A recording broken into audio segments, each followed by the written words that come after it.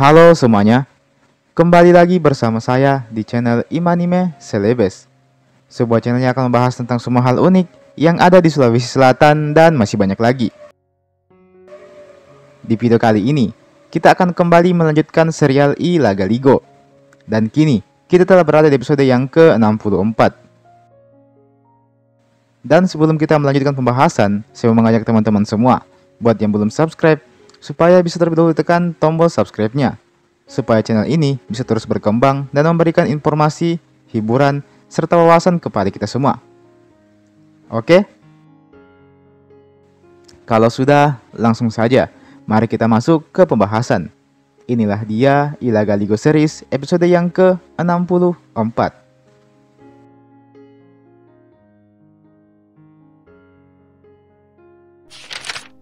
I Laga Ligo yang tidak ingin mengecewakan adiknya pun memilih untuk kembali ke Istana Tanete Alecina.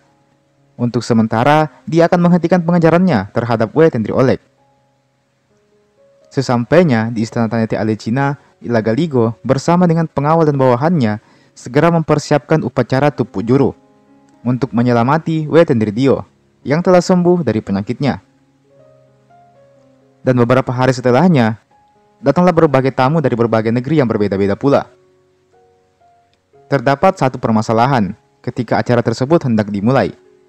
Terdapat sebuah ritual di mana seseorang dari keturunan dewa alias Madarataku haruslah membawa sebuah talam emas yang nantinya akan diberikan kepada Wetendri Dio. Seseorang yang membawa talam emas ini tidak boleh orang sembarangan. Selain merupakan seorang Madarataku, dia juga harus memiliki kekuatan yang luar biasa. Akhirnya, dipilihlah beberapa calon yang cocok untuk membawa talam emas tersebut. Adalah Panandrang, Lama Saguni, dan satu orang lagi yang bernama To Adanacha. To Adanacha mungkin masih terdengar asing di telinga Laga Ligo. Namun, bagi masyarakat Alecina sendiri, selain To Adanacha ini merupakan seorang Madarataku, dia juga adalah seorang panglima perang terkuat di Alecina. Dia adalah sosok yang paling disegani dan bisa dibilang menjadi andalan bagi pasukan Alecina. Kekuatan To Adanacha ini memang bukan main. Jika saja kala itu dia berpihak kepada Wejudaik, maka bisa jadi Saori Gading dan pasukannya akan takluk di hadapan To Adanacha ini. Kekuatannya memang dapat disetarakan dengan Saori Gading. Beruntung kala itu To Adanacha lebih memilih untuk memihak Lasa Tumpugi, sehingga To Adanacha tidak jadi berduel dengan Saori Gading. Dan pada akhirnya perdebatan pun usai dengan keputusan bahwa To Adanacha lah yang akan menjadi pembawa talam untuk Wetendri Dio. Keputusan tersebut disepakati oleh semua pihak, semuanya kecuali I Laga Ligo. Dia merasa tersinggung karena bukanlah Panandrang atau Lama Saguni yang dipilih.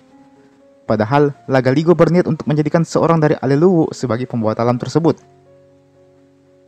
Kekesalan Laga Ligo semakin menjadi-jadi kala dia mendengar cerita di sana-sini mengenai kehebatan To Adanacha ini.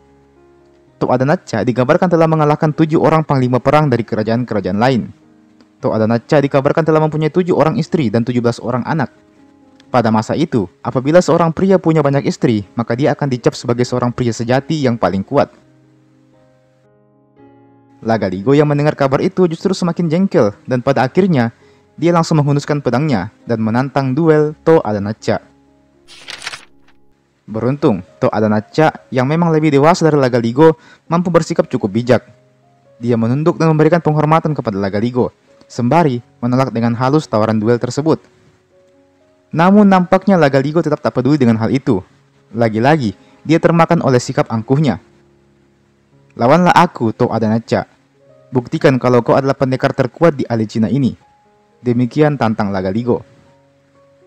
Maafkan saya Paduka, tapi saya sudah terlalu tua untuk menjadi lawan tuan.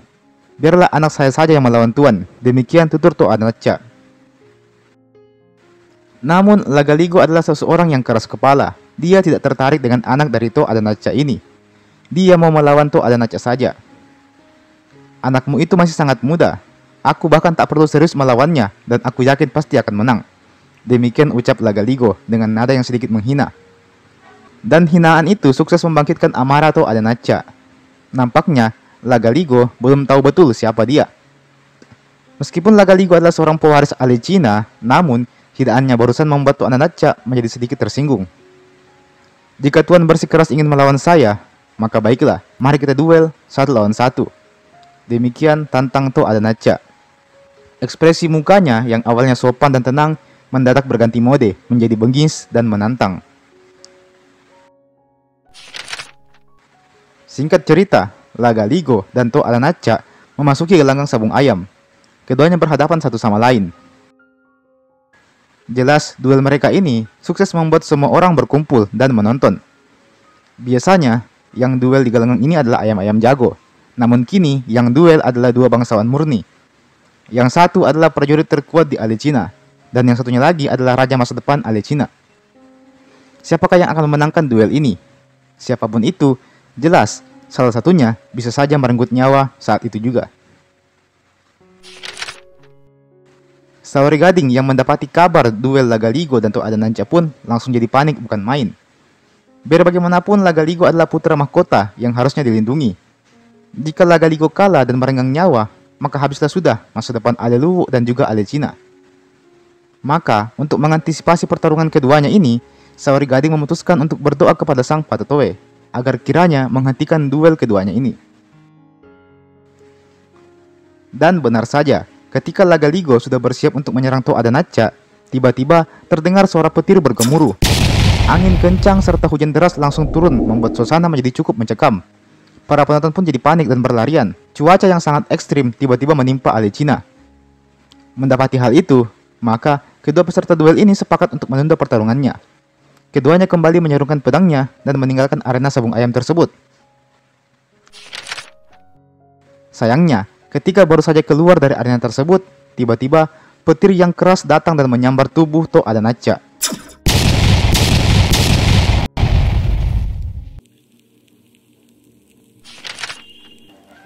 Sambaran petir tersebut pun sukses membuatnya jatuh dan pingsan. Tak lama kemudian, To Adanacha pun menghembuskan napas terakhirnya. Nampaknya hanya itu satu-satunya cara untuk menghentikan duel keduanya ini. Alhasil, para pengawal To Adanacha pun menangis menyaksikan kematian tuannya itu. Ini adalah kematian yang sia-sia. Seharusnya, seseorang seperti To Adanacha ini mati dengan terhormat di medan peperangan. Dan bukannya malah mati di atas gelanggang sabung ayam. Tak ayal, para pengawal To Adanacha pun langsung menyalahkan Lagaligo atas peristiwa ini.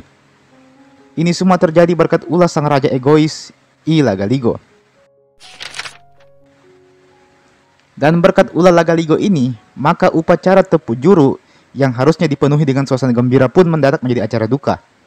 Upacara ini dirangkaikan dengan pemakaman To Adanacha yang ditangisi oleh seluruh penduduk di Alecina. Lapamusurang, selaku pengawal Lagaligo, lagi-lagi mengutuk perbuatan tuannya ini. Jika saja Lagaligo tidak sok-sokan menantang To Adanacha, maka sejatinya hari ini akan menjadi hari terindah dalam hidup Wetendridio. Namun nyatanya, kini hari ini akan jadi hari yang kelam untuk seluruh masyarakat di Alecina. Bagi Lapamusurang sendiri, Lagaligo kini telah benar-benar menyimpang. Perilakunya sudah berbeda jauh dengan sang ayah, Saori Gading. Saori Gading mungkin dikenal sebagai pria yang juga egois dan emosian. Namun Saori Gading masih punya batas-batas logika yang membuatnya mampu menahan diri dan bersikap bijak sewaktu-waktu. Namun Lagaligo, dia tak punya batas. Jangankan To Adanacha, Sang Patetoe sekalipun mungkin akan ditantang Lagaligo sewaktu-waktu. Entah akan seperti apa Alecina dan Aleluwu jika benar-benar akan dipimpin oleh sosok Lagaligo ini.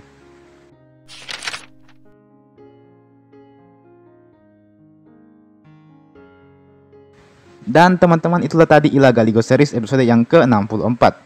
Kita akan kembali lanjutkan series ini beberapa hari setelah video ini saya upload. Jadi silahkan stay tune terus di channel ini. Oke? Jangan lupa untuk like ini video, jangan lupa untuk share ini video ke teman-teman yang lain, dan jangan lupa juga untuk subscribe ke channel ini tentunya. Nyalakan juga loncengnya supaya tidak ketinggalan kalau ada video baru yang saya upload di channel ini. Dan terakhir, terima kasih banyak buat teman-teman semua yang telah menonton video sampai habis. Dan sampai jumpa, sampai bertemu di video berikutnya.